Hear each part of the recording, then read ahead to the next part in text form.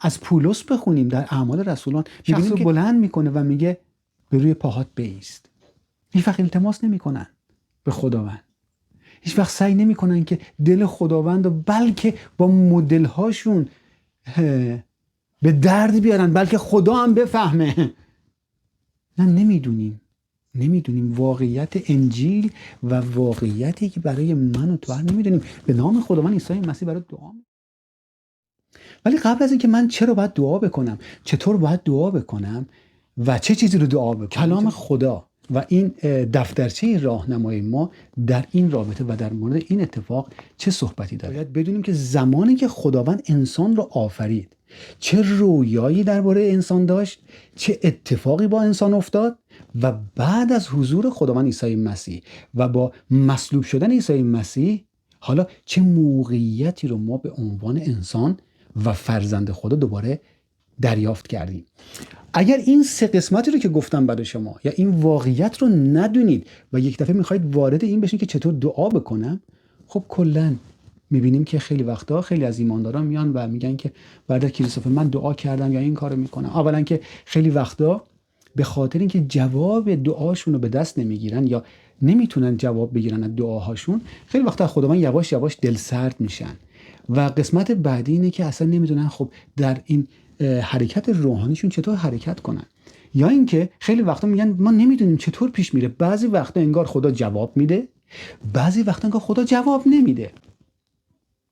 اوکی، من فکر میکنم که شما با من موافق هستی که باید نگاه کنیم ببینیم که اون طرز نگرش خداوند نسبت به این اتفاق چجوریه. اگر که موافق کلام خدا نباشه مطمئناً به مشکل میخوره. انسان روحه، چون از خداوند گرفته شد، از درون خودش انسان رو آورد بیرون که روح هستیم. جسمی به ما پوشوند، این روح رو در درون جسم کرد، مثل این لباس در درون لباسی کرد، در درون جسمی کرد.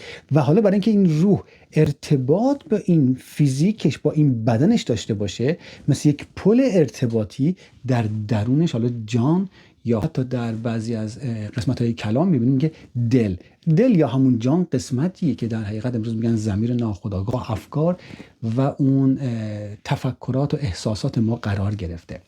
اوکی، پس انسان رو خداوند اینجوری آفرید، به این سبک بود. برای چی آفرید؟ بذاریم با هم آیه رو نگاه بکنیم. خدا گفت آدم را به صورت ما و موافق شبیه ما بسازیم تا بر ماهیان دریا و پرندگان آسمان و بهایم و بر تمامی زمین و همه حشراتی که بر زمین میخزند حکومت نماید. پس به هر حال زمانی که انسان هم خلق میشه میبینیم که حالا در این موقعیت خداوند بهش اعلام میکنه که چه جایگاهی داره. جایگاه من و شما پس زمان آفرینش چی بود؟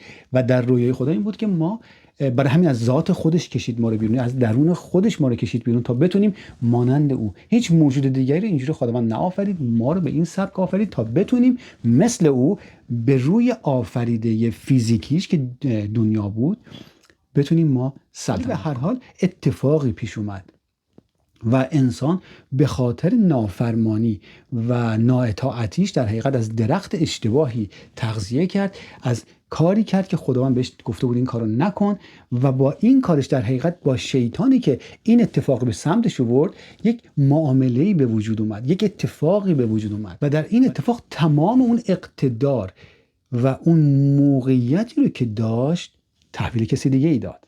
اقتدار به معنی اجازه داشتن و داشتن دسترسی به یک قدرتیه. یعنی چی؟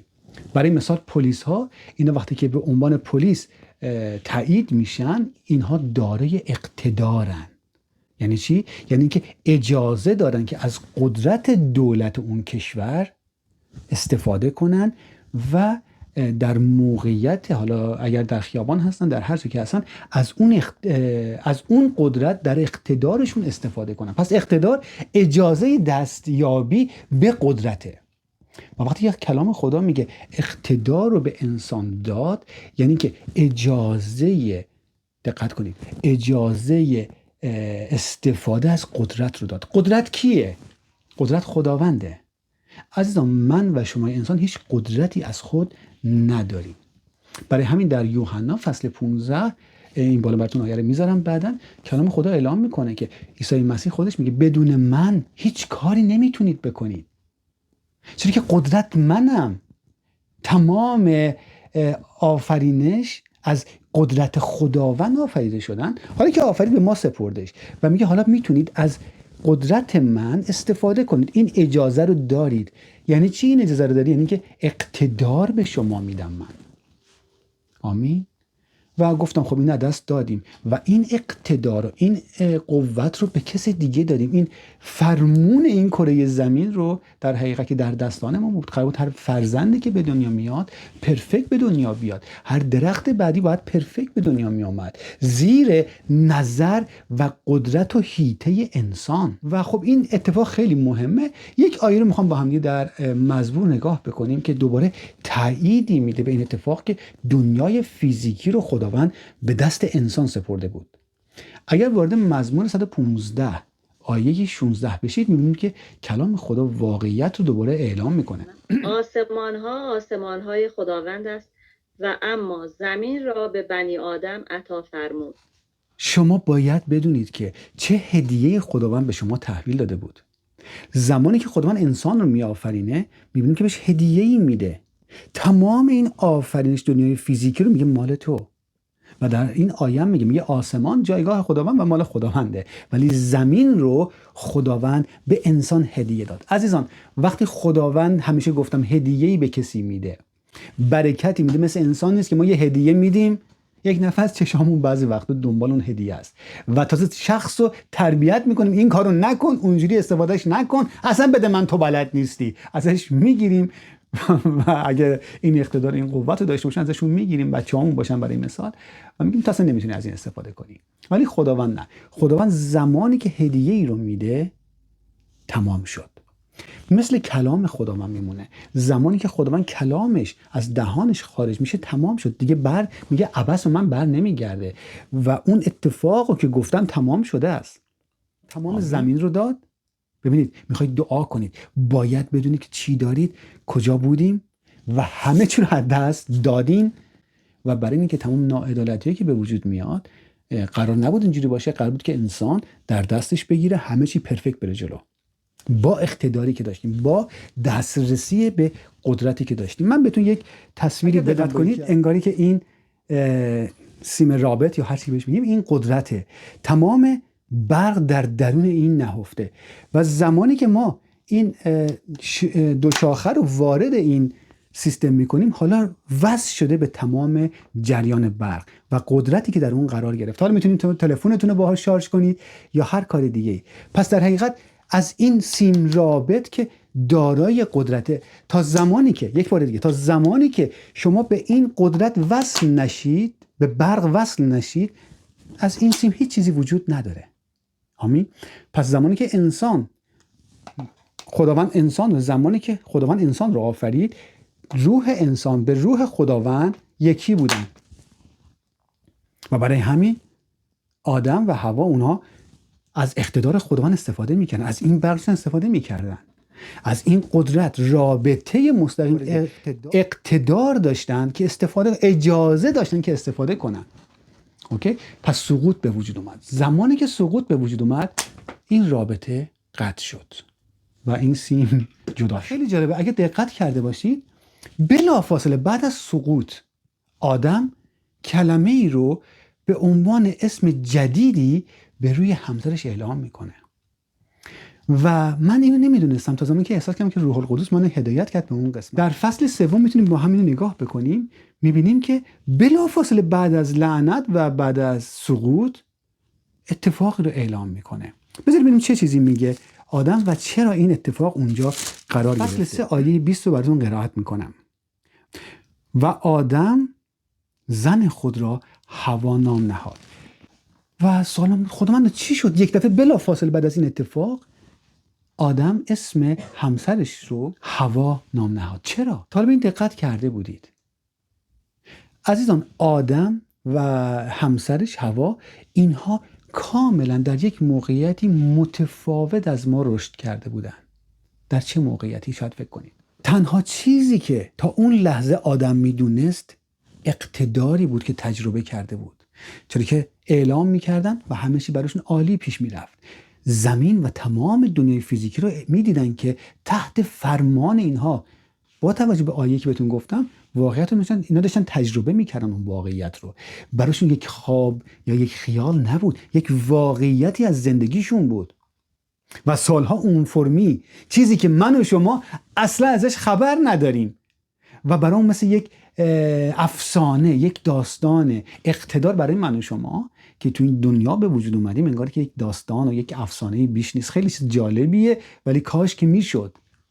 نه، ولی اونا در این موقعیت به وجود اومدن، چیز دیگه ای نمیشناختن. در کلمه هوا کجاست؟ بهتون الان میگم. زمانی که کلمه هوا رو من به عبری نگاه کردم، معنی بسیار جالبی داره، میتونید شما هم چک کنید. کلمه هوا یعنی مادر زنده. خیلی جالبه، مادر زنده. شاید شما متوجه شید چه اتفاقی افتاد بلافاصله بعد از سقوط. چرا بلافاصله بعد از سقوط؟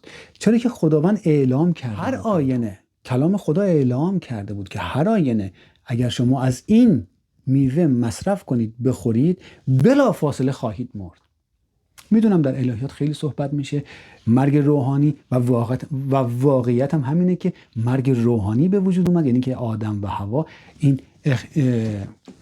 این موقعیتی که داشتن قطع شدن از پریز برق، از موقعیت قدرت خداوند. روح بودن، حقیقتشون مثل این سیم بود و قطع شد، روح از روح خداوند جدا شد و خب مرگ روحانی به وجود. ولی سوال من این بود که چطور با اینکه اتفاق مرگ روحانی به وجود اومد، تمام دنیای فیزیکی از عالم روحانی که قوت میگیره، چطور اینها 900 سال دوباره ادامه حیات دادن؟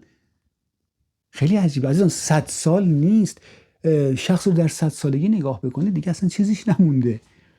حالا 100 سال بعد، 100 یعنی چند تا 100 سال، چند تا قرن این زنده است. خیلی عجیبه. نه، چرا که این چیزی که برای من و شما کاملا ناشناخته و دور از دسترسه و نمیشناسیمش به عنوان اقتدار و قدرت و چیزی که هدیه زمین رو نمیشناسیم که دست ماست، دنیای فیزیک رو نمیدونیم، اونها میدونستن و برای همین بلافاصله اولین کاری که میکنه اسم زنش کلام خودش استفاده کرد و بلافاصله به او گفت، به همسرش گفت از این به بعد اسم تو حواست. زمانی که عیسی مسیح به روی صلیب رفت، تمام موقعیت از دست داده ما رو به ما دوباره برگردوند. هر چیزی که ما از دست داده بودیم. خیلی ها منتظر خداوند هستن که خداوند براشون کاری بکنه. یادتونه اول قسمت گفتم که خیلی وقتی که در دعاهامون پیش نمیره، چرا که مطابق این کلام در حقیقت حرکت نمی کنیم و نمیدونیم کلام چطور صحبت میکنه، چه موقعیتی شما دارید، چه چیزی دارید، چه چیزی ندارید. موقعیت ما، زمین رو خدا به شما هدیه داد، دنیای فیزیکی بهتون هدیه داده و خب از دست دادیم میدونم، ولی دوباره به دست ما سپرده. برای همین اگه ندونید، یک نفس منتظر خداوند هستی که خداوند بیاد و برای شما کاری کنه. بله، بدون خداوند ما هیچ کار نمیتونیم بکنیم. چرا که مثل این برق، دیدین که اون برق، اون واقعیت، اون قدرت جای دیگه است. من اجازه دسترسی بهش پیدا کردم. اقتدار دارم، یعنی که اجازه دارم ازش استفاده کنم و این اجازه رو خداوند به ما دوباره برگردون، چیزی که دست داده بودیم، تا مثل یک جریانی، میدونید این یک جریان، یک رابطه است در حقیقت. پس فراموش نکنید که خداوند نمیاد برای ما کاری الان انجام بده. چرا؟ به خاطر که 2000 سال پیش به روی صلیب کلام اعلام میکنه که هر کاری که باید، دقت کنید، هر کاری که خداوند نیاز بود برای من و تو انجام بده رو، تا قدرت و اقتدار رو در دست بگیریم دوباره، به جا آورد. مثل شفا، خداوند 2000 سال پیش زخمی شد تا از زخم‌های اون شفا پیدا کنیم. در حقیقت تمام بیماری ها رو دریافت کرد تا بیماری که میاد به سمت تو شفا رو بتونی، اقتدار رو بتونی استفاده کنی.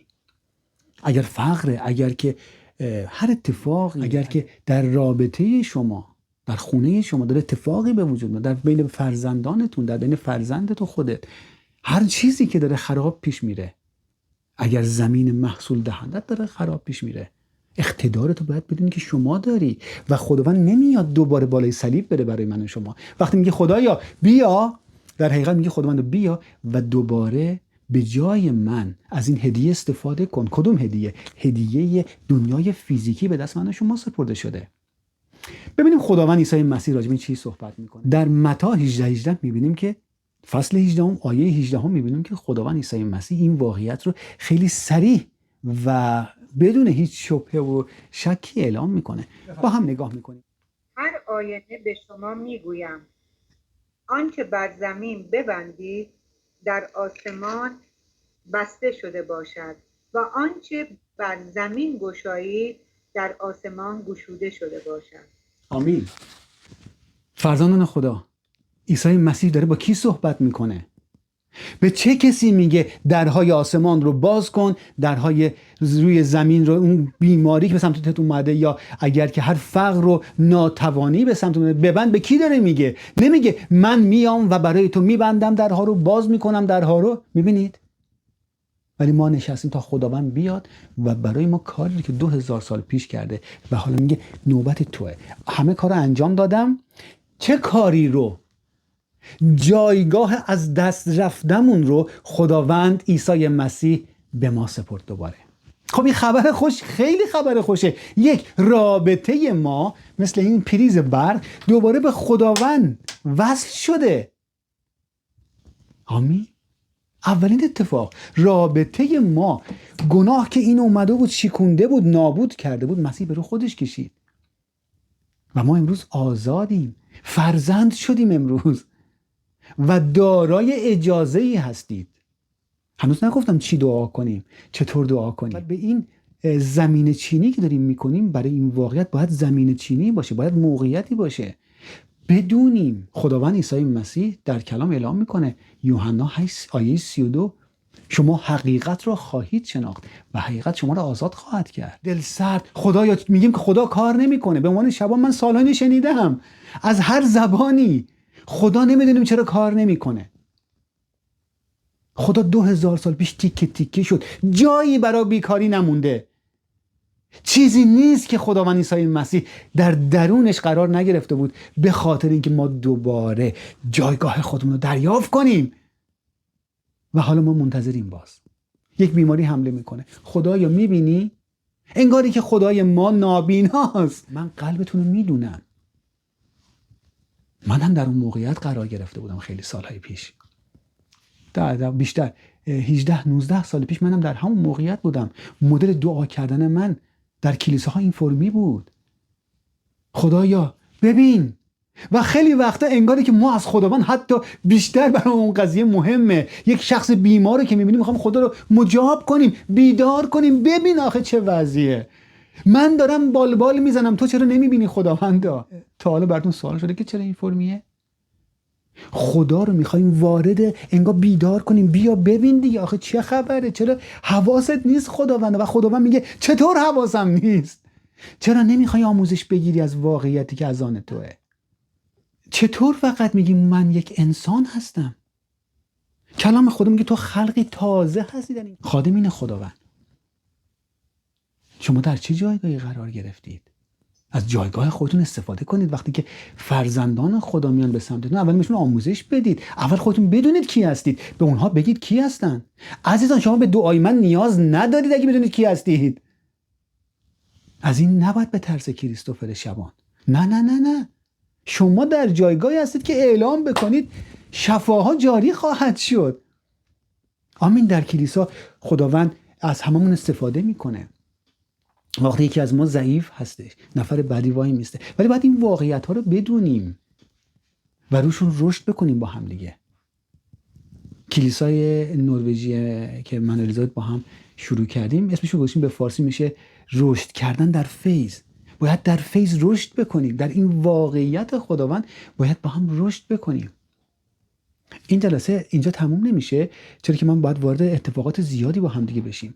فقط الان به این گفتم که چه چیزی به ما داده بود خداوند، چه هدیه‌ای داشتیم از دست دادیم، ولی خبر خوش اینه که دوباره در دست گرفتیم. برای همین که عیسی مسیح میگه حالا تو میتونی بعد از اتفاق صلیب اعلام بکنیم. نمیدونیم واقعیت انجیل و واقعیتی که برای من و تو نمیدونیم. به نام خداوند عیسی مسیح برات دعا میکنم که بدونی کی هستی، بدونی چی هستی. حالا تو میتونی بعد از اتفاق صلیب اعلام بکنی. میخوایم از پولس بخونیم در اعمال رسولان، میبینیم که شخص رو بلند میکنه و میگه به روی پاهات بایست.